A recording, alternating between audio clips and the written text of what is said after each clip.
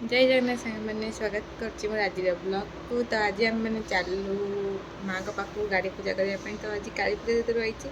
नुआ सार्ट आज मुझे रेडी जावाई मंदिर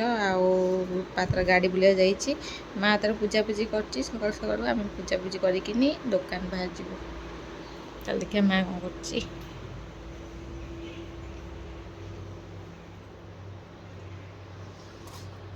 पूजा पूजी मुकुला पूजा पूजी होम चलू मंदिर ये नेलानी कि सब नहीं जाता दे। हाँ गुआ दब पकई थो मु फुलहार लेंबू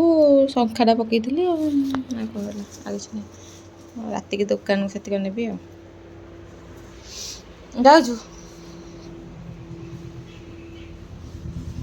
रूपा आसे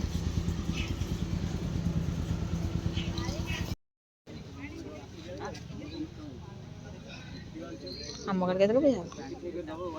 एमती आसो गाड़ी लाइन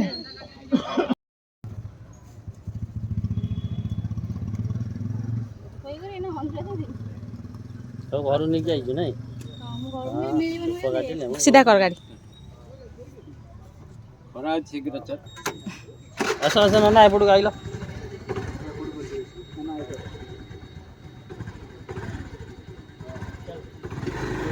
स्टाटस दे दो चलो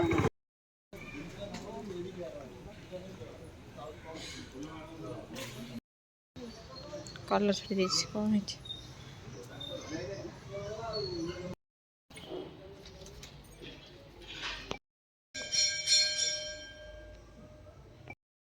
कहबू ना खोलिकी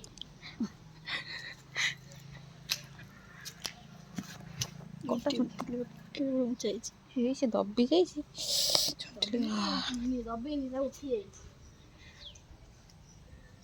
आखपाख दबी जा उठी जमती कि गुड़ाक ये दबी जा उठिक रही सब दबिगला ये उठीगला यहाँ उच्चा जगार पक्का हला तो साइज पकाई ना उठीगला के मन मन सामान पकाई बाली पकाई कुछ बाली दबी जाए से सैड से चेर फेर अच्छे से दबिनी आ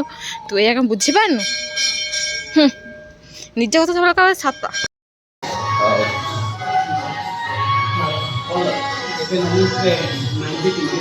हाँ फटो नना एपट देखा जाऊन माँ पाखे मुंडे मारे नना मारे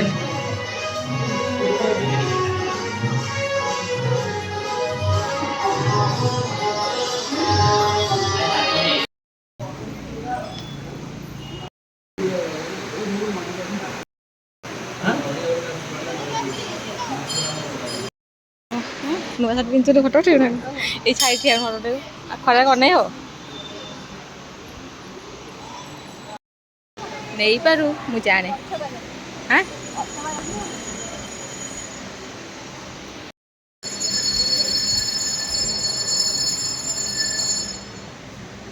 एक तो झुमझुमा गछ मंदिर आसो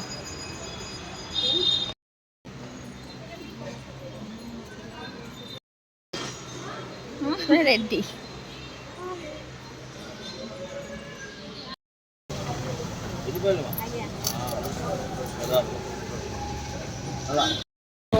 जा शनि मंदिर मुंडे किसिया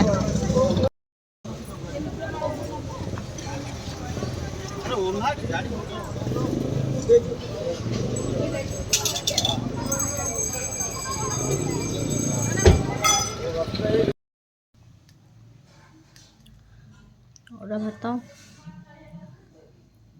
मुग डालमा दही बैगण डालमा भी गोले गाड़े खाइबा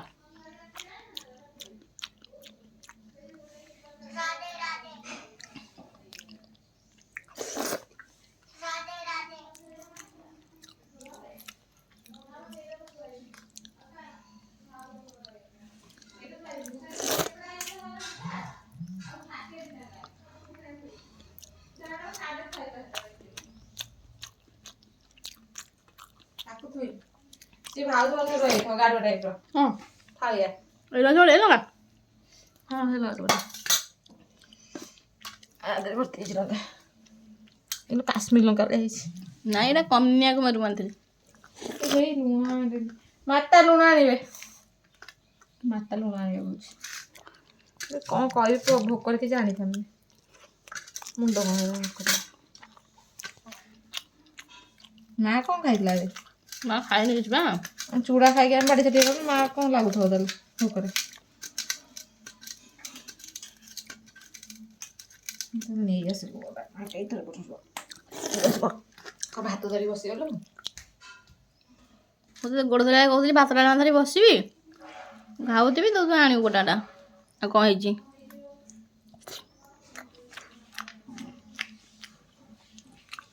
ଗୁଚ୍ଛା ଧନିଆ ପତ୍ର ଆଣିଛୁ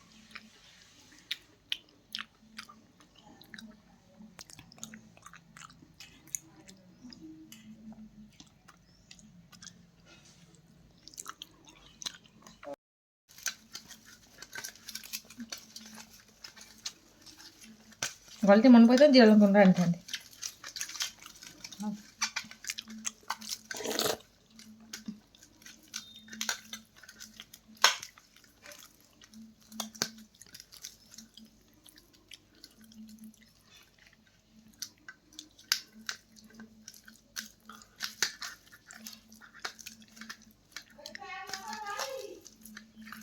ଧରି ନେବୁ ଆଉ ବଚା ଅଛି ଖାଲି ଦହି ଟିକେ ଦେଇଦିଅ ସେ ଖାଇବ ହାପୁଡ଼ି ହାପୁଡ଼ି ଚାମଚରେ ଚାମଚ ତାହେଲେ କାଇଁ ପକେଇଲେ ଦହି ଖାଇଥାନ୍ତୁ ଚାହୁଁଛୁ କ'ଣ ଧୋଇ ଦେବିନି ହଁ ତା ଟିକେ ଦହି ଦିଅ ଖାଲି ଦହି ଟିକେ ଦିଅ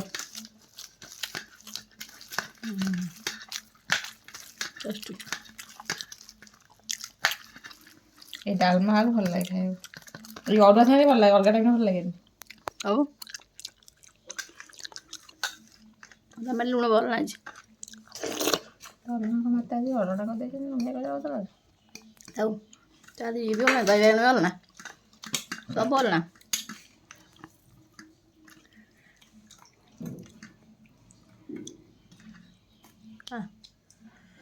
ସାରୁଟା ମୋର କ'ଣ ଦେଖିବେ ସାରୁ ଖାଇନଥିବେ ଦେଖି ଯାଉଛି ମୁଗ ଡାଲମା ଆପଣମାନେ ସାରୁ ଖାଇନଥିବେ ନା ଆପଣ ଖାଇନଥିବେ ବୋଇତାଳୁଟା ଚକଟି ଦେଲି ଲୋ ମା ଭଲ ଗୋଟେ ମୁଗ ଡାଲମା ଖରା ଭାତ ଭୋକ ବି ଆସିଲାଣି ଓହୋ ଦେହଟା ପଛରେ ଲାଗୁଛି ଦହି ବାଇଗଣ ଛୁଙ୍କଟା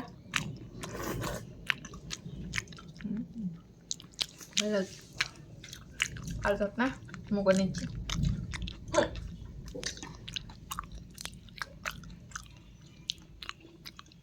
ଭାଗ ବି ବଢ଼ିଆ ଲାଗୁଛି ତ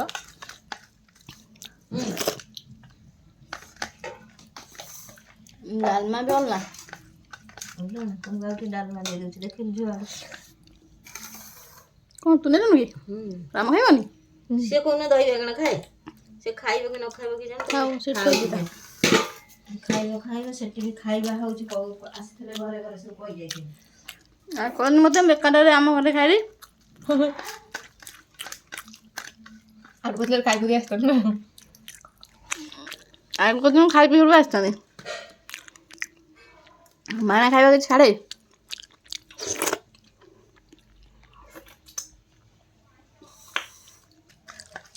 ଡାଲମା ଯାକ ଆପଣମାନେ ଦେଖିବେ ମାଗଣା ଖାଇବା ଛାଡ଼ି ନଥିବେ କିନ୍ତୁ ମୁଁ ଛାଡ଼ି ଦେଇଛି ଏତେ ଆଳୁ ଆଳୁ ଅଭାବ ନାହିଁ ସାରୁଟା କ'ଣ ସିଝିନି ମୁଁ କ'ଣ ସେଦିନ ତ ପିଟିଯିବ ସାରୁ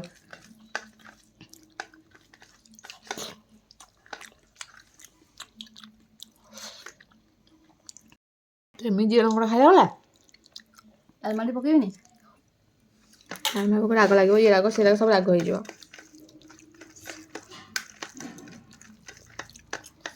ମୁଗ ଯେ ଡାଲମା ଖାଉଛୁ ତା ଦେହରେ ପୁଣି ଜିରା ଲଙ୍କା ଗୁଣ୍ଡ ଦରକାର ତାର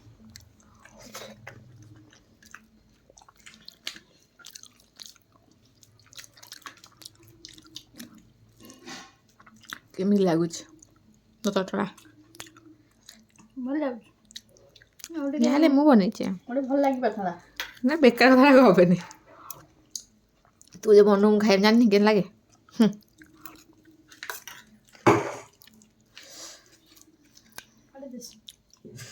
ଭାତ ରାଇସ୍ ପିସ୍ ରାଇସ୍ କିସ୍ କହିବ ନା ଜାଣିନଥିଲି ଇଂଲିଶ ଖାଦ୍ୟ ନା ଭଲ ନା ଲୁଣ ଏଇଠି ଖାଇବି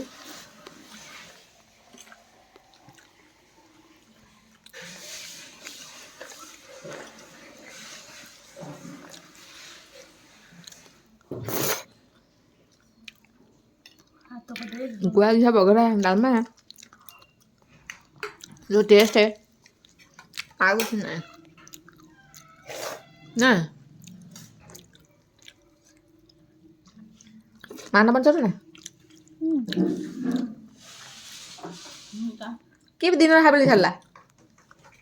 ହାବିଳି ଗଲା ବା ସାଇନ୍ ଯିବାଲେ ହଁ ଦିନ ଦ୍ୱିପହରେ 4 ପହର ହେଲାଣି।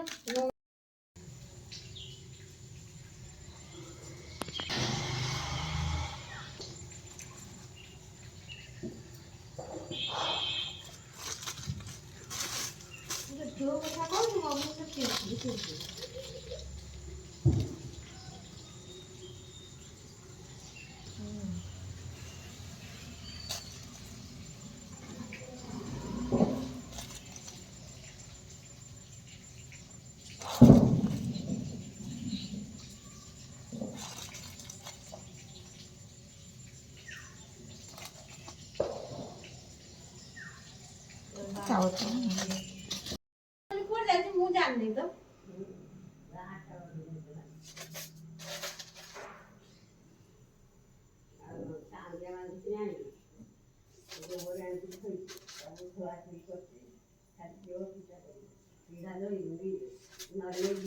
ପିଢା ନେବି ନାଇଁ ଜମା ଜାଣିନ ଆଉ ମୁଁ କୁଟି ଦେଇଥିଲି ବା ଆଉ ଚୁନା କରିଛ ଆଙ୍ଗୁଠି ଉଡେଇକିରି ମୁଁ ସେ ଚୁନା କଲିନି ଆଙ୍ଗୁଠି ଉଡେଇ ପାଉଛୁ। ସେଇ କଦଳୀ ଆଙ୍ଗୁଠି ଧରିଦେଲି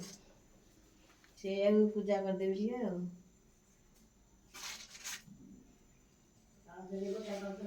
ହଁ 5ଟା ବାଜିଲା। ସେଇ ବେଲୁଣି ଘର ସେଇଠୁ ଗୋଟେ ଛୋଟିଆ ନେଇ ଆସ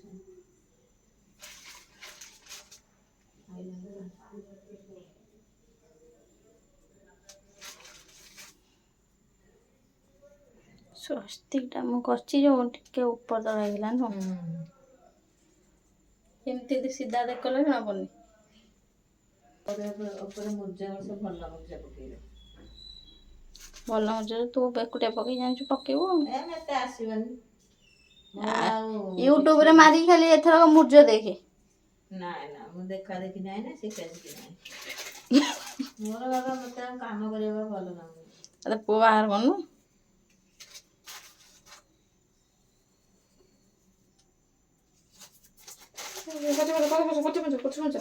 ଏଇଟା ଭୋଟିଆ ପକେଇ ଦେଇ ବହି ଫଟାଫଟ ଲେଟ୍ ପେନ୍ ଫେନ୍ ପିନ୍ଧି ଦେଇଥିବି ତୁ ଭରି ଦେଇଥିବୁ ଏଇକା ହେଇଛି 4:45 4:50 ହବଣି ସ୍ପୁନ୍ ପକେଇଲୁ ହଁ ଆବେ ପକେଇନି ସେଇଥିରେ ଆଣିକି ଖାଇଲା ବେଳେ ହାତ ଖାଇବା ହାତ ହେଇକି ନେଇ ଆସିବ ଖାଇବ ଆମେ ସ୍ପୁନରେ ଖାଇବୁ ସେଥିରେ କଣ ବେଶୀ କଣ ଅଛି ଇଏ କିଏ ଏଇ ଯୋଉ କ୍ଷୀର ନା ଦହି କଣ ପଶିଥାଏ ଦହି ନୁ ଛେନା ପଶିଥାଏ ସେଇ କ୍ଷୀର ସେଇ ଅଳ୍ପ ଥିଲା ନା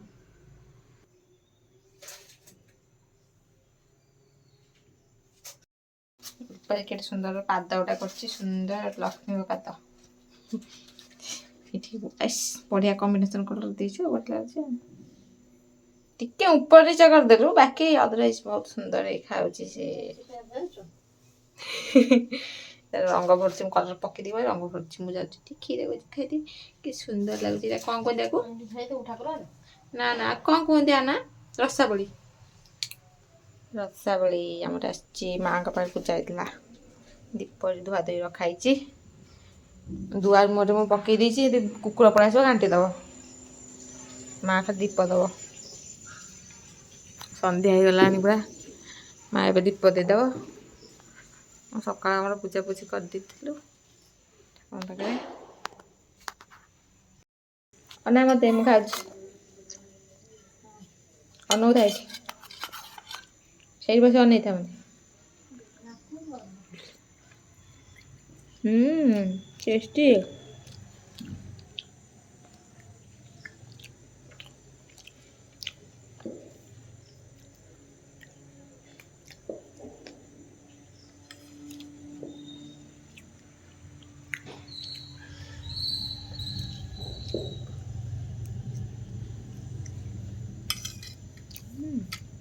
Very good.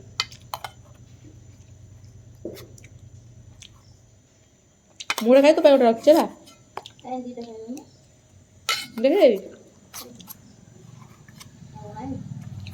ଅଛି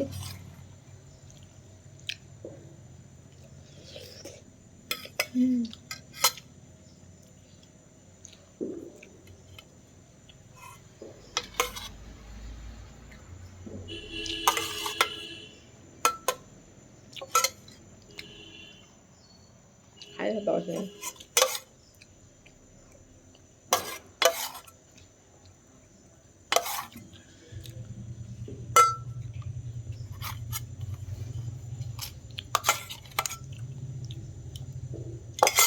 ଖାଇବି ଚାଲିଲୁ ଦୋକାନକୁ। ଦୋକାନରେ ଗଲେ ମୁଦ ପକାଇବୁ ସନ୍ଧ୍ୟା ହେଇଗଲାଣି।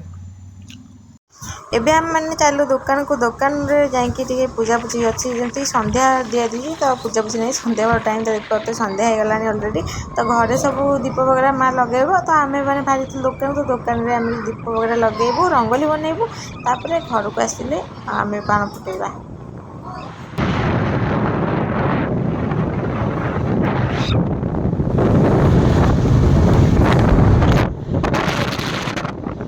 ଛାଟେ ହଁ ଠିକ୍ ଠିକ୍ ହଁ ତ ଦେଖ କିଛି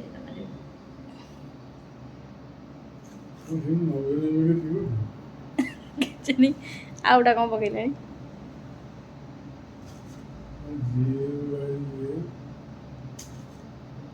ହାପି ଦିୱାଲି ଲେଖିବ।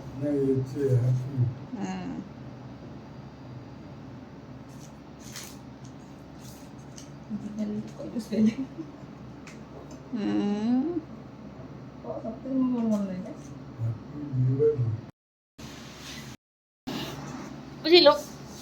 ଏ ମୁଁ ଭିଡ଼ିଓ କରୁଛି ଏ ଭିଡ଼ିଓ ଯଦି କରିବୁ କର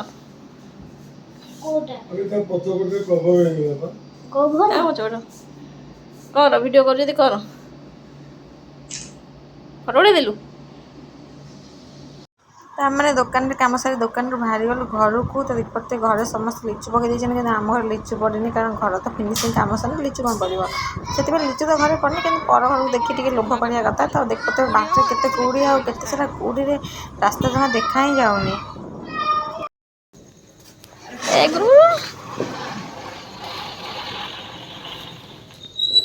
କମ୍ ସମୟ ବୁଲିଲା ନ